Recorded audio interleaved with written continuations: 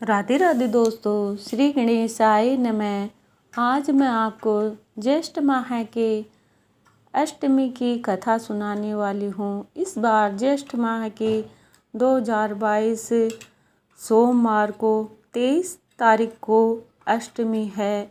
इस दिन सोमवार है, इसलिए शिव और शक्ति का मिलन होता है। इस दिन शिव पार्वती और सभी देवियों का मिलन होता है। जितने शंकर के साथ में विवाह हुए हैं उतनी देवियों का मिलन होता है। इसलिए इस बार सोमवार को अष्टमी है, इसलिए सोम अष्टमी है।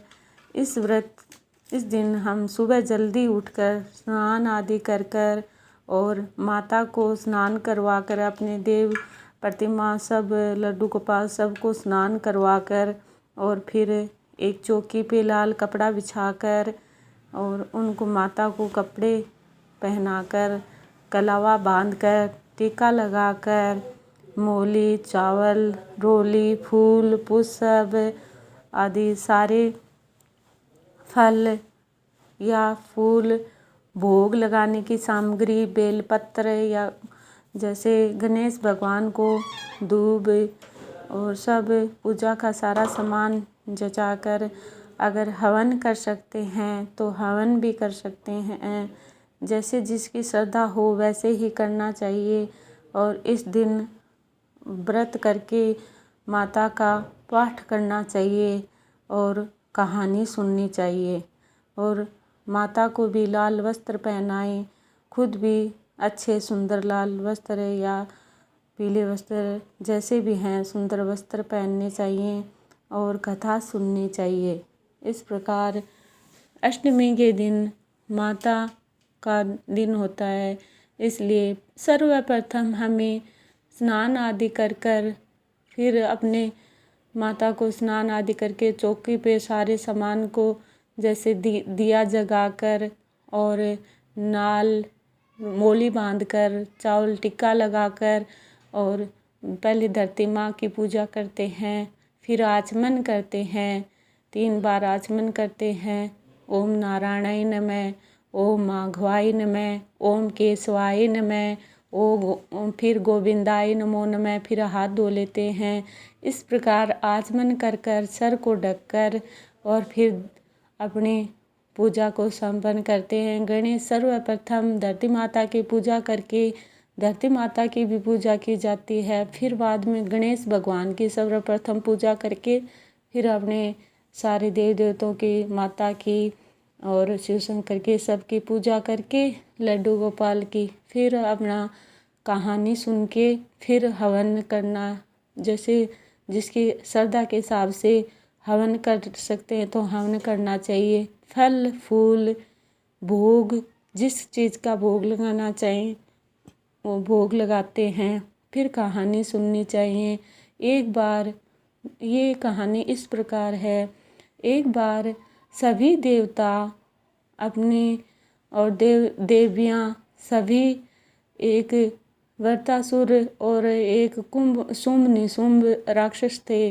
वो बड़े सबको परेशान करते थे। उनके अत्याचार से सभी परेशान रहते थे।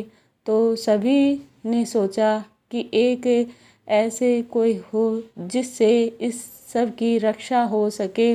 और एक बार तो वह देवताओं की स्त्रियों पर भी, देवताओं जैसे देवताओं की देवी हैं उन पे भी बुरी नज़र डालने लग गया।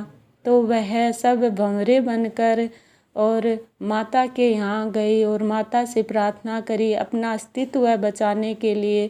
और माँ ने उनकी रक्षा करने के लिए अष्टभुजनी वाहिनी देवी का रूप धारण किया और शिव शक्ति का प्रदान किया। और सब ने जैसे माता की इतनी अच्छी सुशोभित चेहरा, इतना अच्छा मुकुट और इतनी अच्छी भुजाएं और इतना अच्छा शेर पर सवार करके जिस सब देव देवताओं ने अलग अलग सारे शस्त्र माता को निकाल के दिए। शिव ने त्रिशूल दिए, विष्णु ने चक्र, शंख, गदा सब अस्त्रों से सुशोभित माता ने और दैत्यराज बलवान को साथ में युद्ध करने के लिए तैयार हुई और देवियों का अस्तित्व बचाने के लिए वह उनकी रक्षा करी।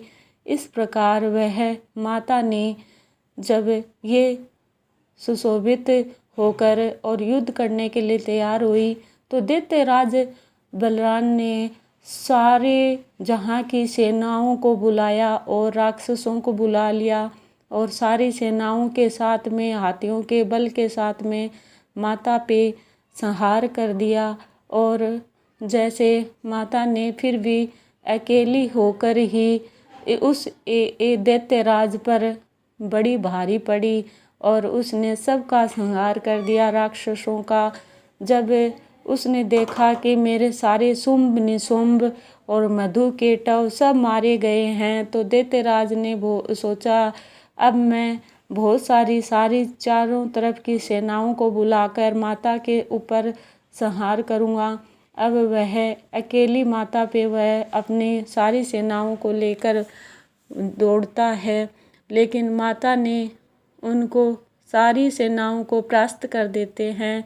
माता ने एक हाथ में खबर रख लेती है और एक हाथ में तलवार ले लेती है और जैसे ही उनके मुंह काट काट कर पीने लगती है, लेकिन वैसे ही जैसे ही इनकी बूंद नीचे गिरने लगती है उनसे राक्षस एक बूंद से 10-10 राक्षस पैदा होने लगते हैं।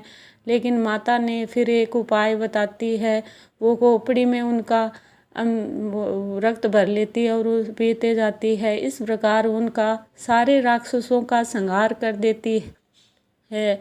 और माता जब विकराल रूप में ध्यान हो जाती है तो उनको ध्यान नहीं रहता कि मैं क्या कर रही हूँ। फिर शिव भगवान रोकने के लिए उनको आते हैं और वो पैरों में गिरते हैं। जब शक्ति ने अचानक वो देखती है तो उसकी जीभा निकल जाती है माता की कि हाँ अरे मैंने क्या कर दिया।